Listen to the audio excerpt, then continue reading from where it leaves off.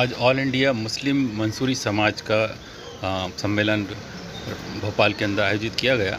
इस सम्मेलन के अंदर हिंदुस्तान के जितने भी ज़िले के और प्रदेश के अध्यक्ष हैं वो इस प्रोग्राम के अंदर शामिल हुए। इस प्रोग्राम बैठे सभी मौजूद मेहमान इकराम, मैं आप सबका अपनी तरफ से इस्तकबाल करता हूँ। और यहाँ जाहिद मंसूरी साहब ने मुझे इस कॉन्फ्रेंस के अंदर बुलाया, मैं शुक्रगुजार हूँ।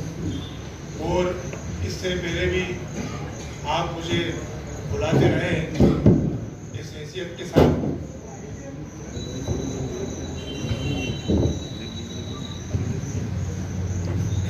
ये उनकी मोहब्बत है कि हमेशा उन्होंने कोशिश की है कि मैं आके आप सबके बीच में भी अपनी बात को रखूं।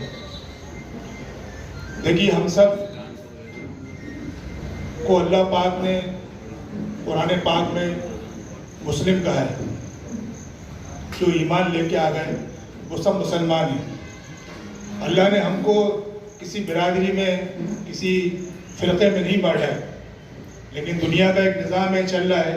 तो उस निज़ाम के तहत जिस तरीके से आप मंसूरी समाज बैठे हैं, आपको फ़ख्र है कि आप मंसूरी समाज में आप कहते हैं, हमें ही फ़ख्र होता है कि हमारे इस मुल्क के अंदर मंसूरी समाज ने जो एक मुकाम हासिल किया है वह अपनी मेहनत से, कोशिश से, वो काबिल तारीफ़ है। इसी तरीके से हम लोग पठान कहलाते हैं, तो हमें भी फ़ख्र है कि हमारी एक अपनी तारीख़ है, वो हमको पठान को कहा जाता है।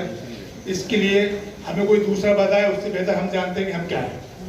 तो आप लोग की हम तारीफ़ करें या आप लोग को बताएं कि आप क्या हैं, या आप लोग खुद को बेहतर समझना चाहिए कि आप क्या हैं और आपका क्या मुकाम है।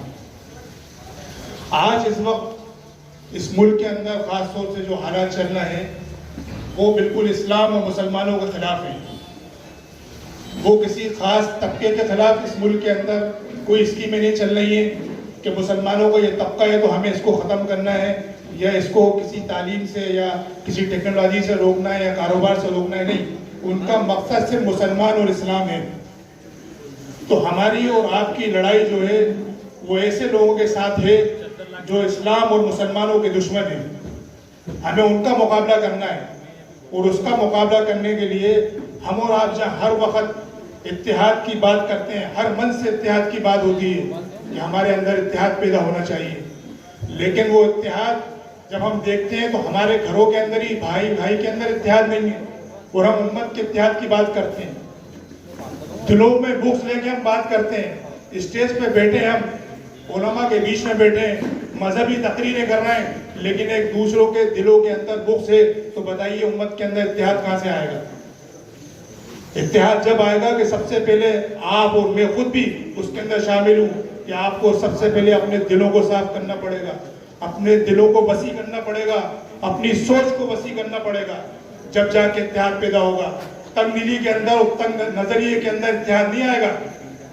आप सिर्फ एक 2.5 ईंट की इमारत बना के खड़े रहेंगे अपने, लेकिन अगर आप उम्मत की बात करते हैं, उम्मत की फिक्र करते हैं, तो आपका जहन भी वसी होना चाहिए, वो आपका कल्ब भी वसी होना चाहिए। तो मैं आप सबसे गुजारिश करूंगा कि हम इत्तेहाद की बात करते हैं तो सबसे पहले अपने दिलों को साफ करें, दिलों के अंदर से बुराई निकालें, किसी की बुराइयां न देखें। अगर आप बुराइयां देखेंगे तो आपको बुराइयां ही दिखेंगी, और अगर अच्छाइयां तलाश करने जाएंगे तो आपको उसकी अच्छाइयां तलाश मिलेगी। तो हम और आप यहाँ बैठे हैं। मैं मुख्तसर एक बात और कहना चाहूँगा, इस वक्त मुल्क के अंदर एक हालात चल रहा है, इस पर हमारी पूरी कोशिश चल रही है कि हर इतवार को हम लोग भी यहाँ पर ख़ास तौर से हमारी मुस्लिम नौजवान बच्चियों की जो इस वक्त हालात चल रहे हैं मुल्क के अंदर, तो उनको किस तरीके से टारगेट किया हुआ है, तो हर इतवार पे हम भी एक प्रोग्राम करते हैं। तो आप लोग से भी गुजारिश है कि अपनी समाज की बच्चियों का भी एक ऐसा ग्रुप बनाएं कि जो मुस्लिम लड़कियों के अंदर ये अवेयरनेस और ये बेदारी लेके आए कि हमारे लिए क्या सही है क्या नहीं है। तालीम के नाम पे आजकल हम लोग ने जो अपनी बच्चियों को बेहया कर दिया है, वो हमारी बेहयाई खत्म होना चाहिए। हम तालीम के मुखालिफ नहीं है, आला से आला तालीम दिलवाइए आप अपनी बेटी को, जितनी आला तालीम दिलवा सकते हैं आप आला तालीम दिलवाइए। तालीम के लिए मुखालिफ इस्लाम नहीं है, लेकिन शरीयत के दायरे के अंदर आप लेके उसकी तालीम दिलवाइए। हमारे सामने बहुत से ऐसे केस आए, वो रोज आ रहे हैं अल्हम्दुलिल्लाह। पूरे मध्य प्रदेश के मसाइल यहाँ रोज आते हैं तर्जुमा वाली मस्जिद के अंदर, तो ऐसे ऐसे वाक़यात आते हैं कि आप सोच के जाएंगे। अभी पड़ोस में हमारे भोपाल से दूर की बात नहीं, बस भोपाल से दूर नहीं, 15 किलोमीटर दूर एक गाँव है, वहाँ पर एक शख्स ने एक गैर मुस्लिम से कर्ज ले लिया था। उस कर्ज के अंदर उसने अपना घर गारंटी के लिए गिरवी रखा था साहब कि मेरा घर रखा हुआ है, इस वक्त के अंदर अगर मैंने कर्ज नहीं दिया तो ये घर आपका हो जाएगा। वो कर्ज का ब्याज बढ़ता गया और इस हद पे पहुंच गया कि उसको अपना घर देने की नौबत आ गई। गांव वालों ने समझाया बुझाया उन लोगों को कि साहब इसको और थोड़ी मोहलत दें, तो उन लोगों ने उस आदमी के लिए ऑफर दे दिया कि हम तुम्हारा कर्ज भी माफ करते हैं, कि तुम्हारा घर भी तुम रहो और 10 लाख रुपए और हम तुमको देते हैं, तुम अपना मजहब छोड़ के हमारे मजहब में आ जाओ। तो ये चीजें आज हमारे सामने आ रही हैं। आज समूह के नाम पे मुसलमान बेटियां लोन ले रही हैं। हमारे मतलब एक खातिन आई, उन्होंने अपने शोहर को नहीं बताया, अपने बाप को नहीं बताया, किसी को नहीं बताया, 60,000 रुपए का उन्होंने लोन लिया, कर्ज लिया। अब उसको क्या खर्च किया पता नहीं। जब उनको ऊपर तकाजा किया गया, ब्याज बढ़ गया, तो पैसा देने के लिए वो कुछ नहीं था। उन्होंने कहा मेरी नौबत जो है वो तलाक के ऊपर आ गई है, अब मैं आप क्या करूं, आप लोग मेरी मदद करें। अगर मेरे शोहर को पता चल गया कि मैंने कर्ज लिया था, तो आपने कर्ज लिया क्यों? आपके शोहर को ही नहीं पता, आपके घर को नहीं पता, तो वो पैसा कहाँ गया? तो ये मुसलमान बच्चियों को कर्ज दे के जब वो कर्ज नहीं देती है तो उनसे कहा जाता है कि अपनी इज्जत और आबरू का सौदा किया जाता है उनसे कि तुम यहाँ आ जाओ, फला के साथ तुम्हें एक रात गुजारनी है, तुम्हारा कर्ज माफ कर दिया जाएगा। तो ये हालात हमारे सामने है। तो हमें इस वक्त उम्मत की बच्चियों को बचाना है, तो हमें उस पहलू पर भी गौर करना पड़ेगा। जो हमारी बच्चियां तालीम हासिल कर रही हैं 10, 12 के अंदर, कॉलेज के अंदर है, उनकी पूरी निगरानी हमें करना पड़ेगी। वो अपनी बच्चियों का ऐसा ग्रुप बनाना पड़ेगा कि जो और भी मुस्लिम बच्चियां हमारी पढ़ रही हैं उनको ये बेदार करें कि हमें बताएं क्या गलत है और क्या सही है। और आपके साथ कुछ भी होता है, देखिए सोशल मीडिया ऐसी चीज है कि आजकल कुछ भी किसी से नहीं छुप रहा है, लेकिन हमारी बच्चियों को ब्लैकमेल किया जाता है। तो उनको बताएं कि अगर तुम्हारे साथ कोई ब्लैकमेल करने की कोशिश करे, कोई भी बात आए, तो ये तुम्हारे साथ, ये तुम्हारा समाज खड़ा हुआ है, आके बताओ, तुम्हारी परेशानी को दूर किया जाएगा, लेकिन अपने आप को ब्लैकमेल मत होने देना। तो इज्जत आबरू हमारी माँ बहनों की लूटने से बचाना है, उनको बर्बाद होने से बचाना है, तो इसकी तरफ भी हम काम करें। तो मैं ज्यादा बात नहीं करूंगा, सिर्फ एक ही मसला आपके सामने मैंने रखा है बच्चियों से मुताल्लिक़ कि इनकी बिल्कुल मजहब और दीन की फिक्र करें कि मुर्तद हो रही हैं, और इनकी तालीम के नाम पे इनको हम बेहया और बेपर्दा न करें, आला तालीम दिलवाएं, लेकिन शरीयत के दायरे के अंदर दिलवाएं। वाक़िअत दामन अल्हम्दुलिल्लाह रब्बिल आलमीन। अब मैं आप लोगों ने मुझे यहाँ बुलाया है अपनी बात कहने के लिए, और मुझे इसलिए अपनी बात कहना है कि इस मिल्लत इस्लामिया ने जो मुझे जिम्मेदारी दी है, मैं खादिम हूँ ऑल इंडिया मुस्लिम त्योहार कमेटी का। तो जो त्योहारों के प्रोग्राम होते हैं उसमें सभी बिरादरियों जमातों के लोग शामिल होते हैं, और मंसूरी बिरादरी के लोग बहुत जगह बढ़ चढ़ कर हिस्सा लेते हैं। तो मेरा फर्ज है कि मैं आपसे आज के दौर की जरूरत की काम की बात अर्ज करूं, जिसमें आप खुद कर सकते हैं, खुद कफील हो सकते हैं।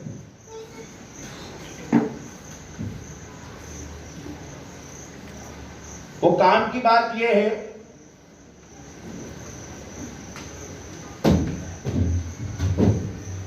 जिन आयत का मैंने अभी तिलावत करने का शर्फ हासिल किया, वो आयतें आपने भी सुनी है, आपने भी पढ़ी हैं। तर्जुमा मानी